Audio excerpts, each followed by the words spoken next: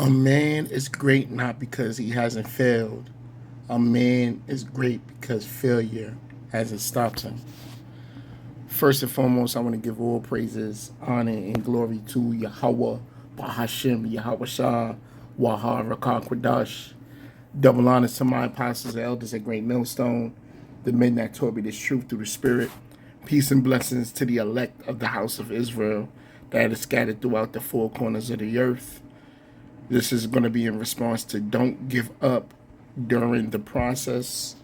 This was done by the elder brother Monaghan from GMS Spiritual Army 144. A man is great not because he hasn't failed. A man is great because failure hasn't stopped him, right? And I got this from brother, up and coming brother Malagma, up and coming priest Malagma. All right, a young brother in the faith. He has sent me this on WhatsApp, and it goes hand in hand with the elder brother Monaghan's video. Don't give up during the process. And the scripture that came to mind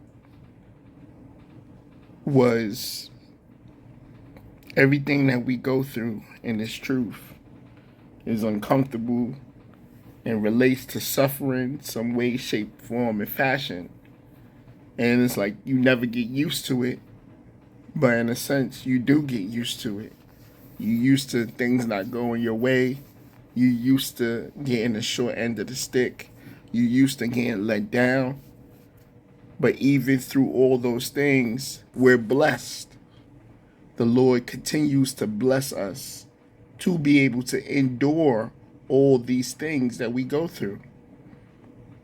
Even though it's not the greatest lifetime of all lifetimes or, compared to other people's lives, but in the sense, it is the greatest lifetime in the greatest life that we ever had, because this is the greatest lifetime, because this is the end of the age of the wicked.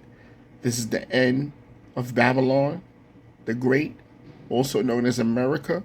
This is the end of spiritual sodomy in Egypt, which is also known as America.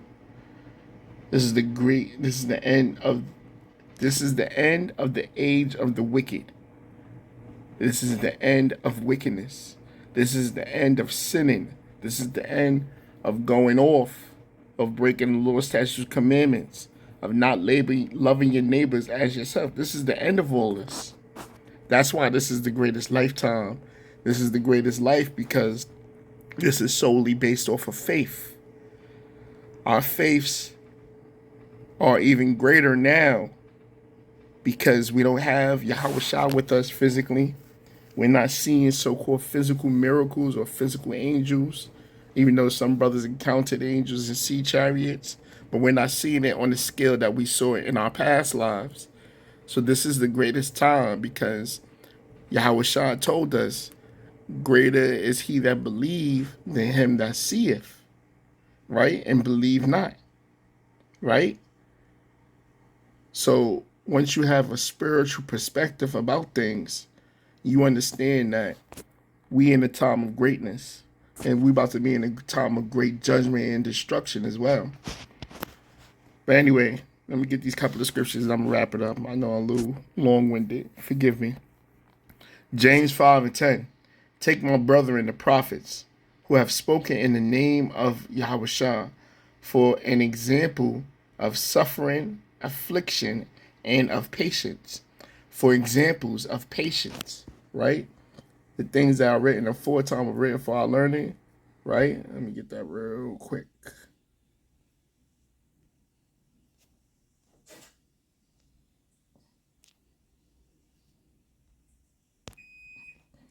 Romans 15:4. For whatsoever things were written aforetime were written for our learning, that we through patience and comfort of the scriptures we might have hope.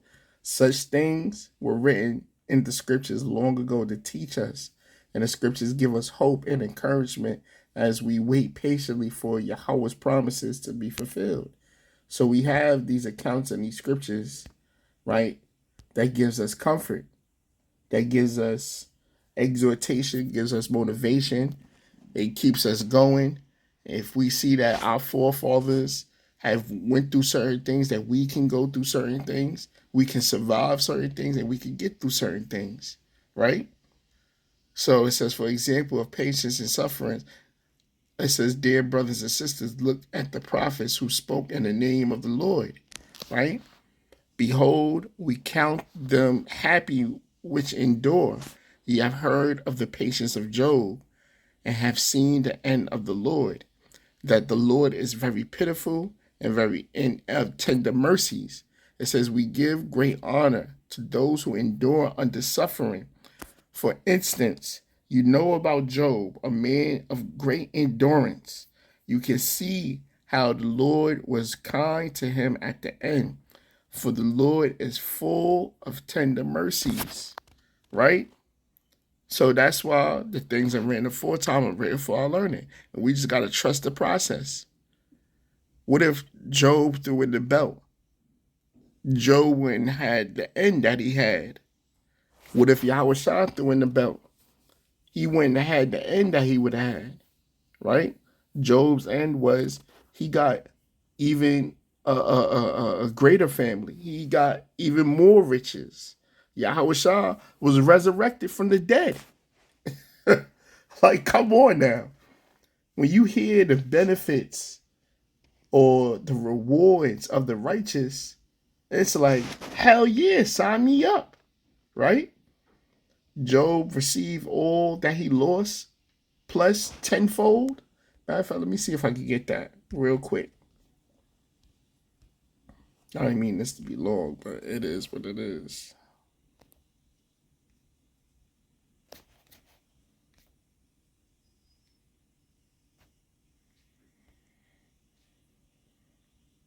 Here we go. Job 42. Okay, Job 42 and 12. It says, so Yahweh blessed the latter end of Job more than his beginning. Let that sink in, man.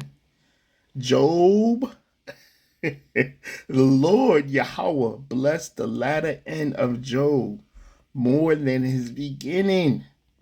For he had 14,000 sheep, 6,000 camels, and 1,000 yoke of oxen, and 1,000 she asses.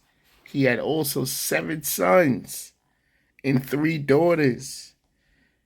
And he called his name, blah, blah, blah, blah.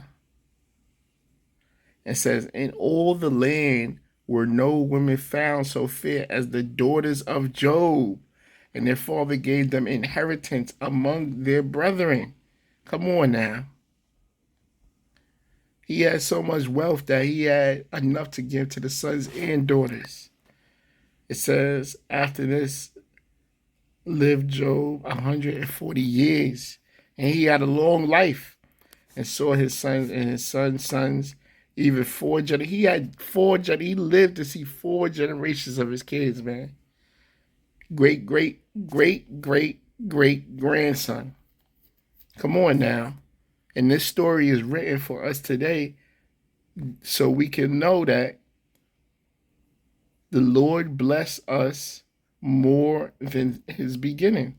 So whatever you had prior, whatever you had in the world, whatever you had to let go, whatever you had to forsake, whatever you had to sacrifice, the Lord is going to bless you more than what you already had, man.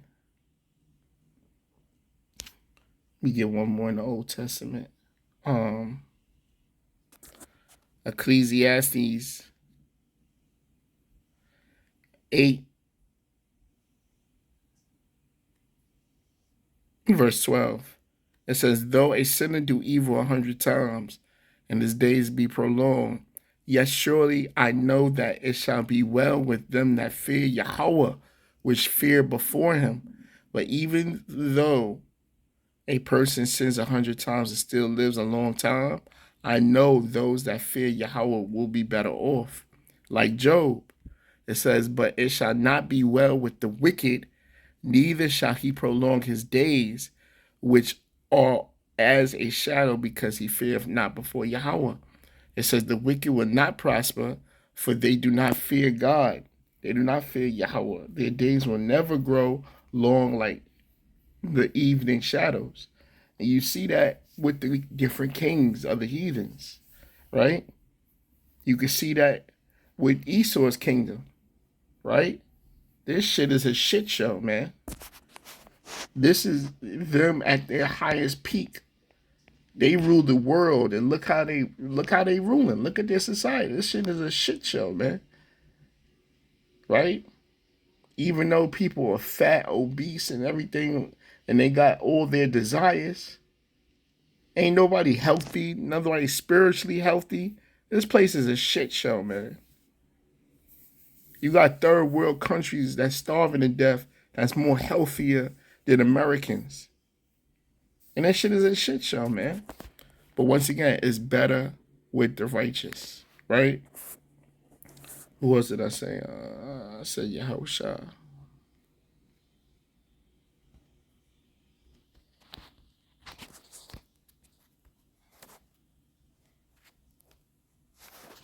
This is Luke chapter 24, verse 1.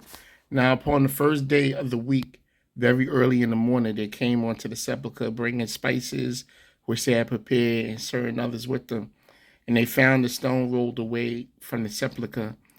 And they entered in and found not a body of the Lord Yahushua.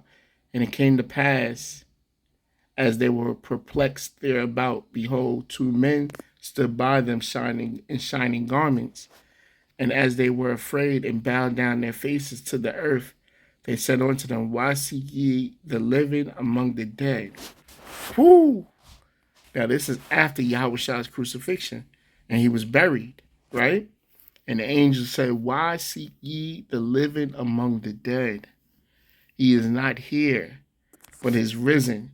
Remember how he spake unto you when he was yet in Galilee, saying, The Son of Man must be delivered into the hands of sinful men and be crucified, and the third day rise again. Rise again. Man, let me tell y'all something, man, about the scriptures and how strategic the Most High is, how masterful the Most High is. Everything happened for a reason. I know that's a saying amongst Jay, but literally every action that Yahushua did was for a purpose, for a reason. It was to fulfill something that was written of him so he can be the Mashiach. Because if he did something outside or different from what is written, he wouldn't have been the Mashiach. But because he did every single thing that was written of the prophecies about the anointed, this is why we believe Yahushua to be the anointed. This is why we say that he is our Messiah, our Mashiach, right? So it says, and they remembered his words and returned from the sepulchre and told these things unto the 11 and to all the rest. It was Mary Magdalene and Jonah and Mary the mother of James and other women that were with them, which told these things unto the apostles. It says, and the words seemed to them as idle tales, and they believed them not, right? But the story sounded like nonsense to them, to the men, so they didn't believe it, right? Why? Because it's like, I seen him die. I just seen him crucified. Everybody's talking about it. What are you talking about? He wasn't there, right? And stooping down, he beheld the linen clothes laid by themselves and departed, wondering in himself at which was to come to pass. It says, and behold, two of them went the same day to the village called, hold on one second. It says, and behold, one of them went that same day to the village called Emmaus. It says, which was from Jerusalem about 80 furlongs. And they talked together all these things which had happened. And it came to pass that while they communed together in reason, Yahushua himself drew near and went with them. but their eyes were holden that they should not know him. But God kept them from recognizing him. And he said unto him, well, what manner of communication are these that ye have one and to another as ye walk and are sad? It says, and one of them, whose name was Cleopas, answering said unto him, art thou only a stranger in Jerusalem, and has not known the things which are come to pass in these days? And he said unto them, what things? And they said unto him, concerning Yahushua and Nazareth, which was a prophet, mighty in deed and word before Yahweh and all the people, and how the chief priests and our rulers delivered him to be condemned to death, and he have crucified him. But we trusted that it had been he which should have been redeemed Israel. And besides all this, today is the third day since these things were done. So the shit was just fresh in their minds, right?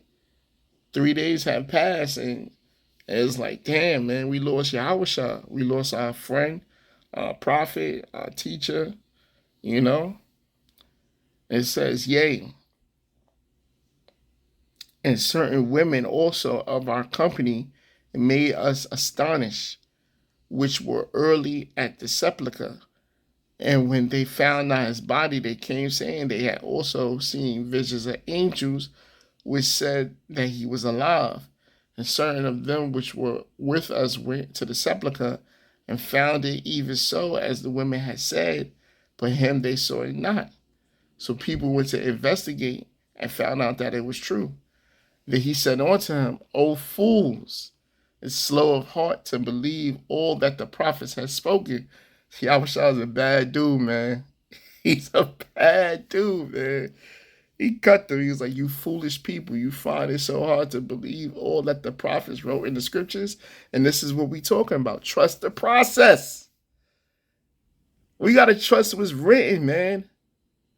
I know brothers, this date, this is supposed to happen. This date, that's supposed to happen. We already know what's going to happen. We got it. Oh, my cousin, best friend, uncle works for the military. My sister's baby father, aunt works for the military. Who gives a fuck? We know what's going to happen. We know how this is going to end. You foolish people, you find it so hard to believe all that the prophets wrote in the scriptures? Ought not Mashiach to have suffered these things and to enter into his glory? Wasn't it clearly predicted that the Messiah will have to suffer all these things before entering into his glory? At the beginning, it says, in the beginning, at Moses and all the prophets, he expounded unto them in all the scriptures the things concerning himself. And they drew nigh unto the village whither they went. And he made as though he would have gone further. But they constrained him, saying, abide with us, for it is towards the evening, and the day is far spent. And he went in to tarry with them. So Yahushua was acting like he was going to leave, but they was telling him to stay with him, right? The apostles and the men was telling them stay with him. It says, and it came to pass, as he had meat with them, he took bread and blessed it and baked and brake and gave them. And their eyes were open, and they knew him. And he vanished out of their sight. It says, suddenly their eyes were open, and they recognized him. And at that moment, he disappeared. That's spiritual power, man. Spiritual power. These are the things that we're going to be doing, right? Yeah, to ask one body in madness to explain this, right? So what? He broke bread and just got out of Dodge. He just dipped out while they wasn't paying attention. Fucking morons. He disappeared, man. He teleported. He vanished. It says suddenly their eyes were open. So you telling me their eyes was closed? It was literally closed this whole time? Fucking morons. It was a spirit the Lord had blocked them from recognizing him, right? And it says, and they recognized him, and at that moment he disappeared. It says, and they said one to another, did not our heart burn within us while he talked with us by the way, and while he opened to us the scriptures? They said to each other, did our hearts burn within us as he talked with us on the road and explained the scriptures to us? Yeah, they was cut. They recognized it, but they with their eyes they couldn't see it. And they rose up the same hour and returned to Jerusalem and found the 11 gathered together, and them that were with them, saying, Yahushua is risen indeed and have appeared to Peter. So I'm gonna wrap it up there, man. Trust the process, right? We have accounts of righteous men and a few good sisters that had kept the faith, that endured, and the end of their stories was rewarded. So we pray, and we trust the process, that we continue to give diligence and endure, and the end of our stories is a reward, a righteous reward. I pray and hope that y'all was edified. I'm going to give all praises, honor, and glory to Yahweh, Bahashem, Yahushua, Wahar Rakakwadash. Leave your comments, leave your questions, do your responses. Till next time, I say Shalom.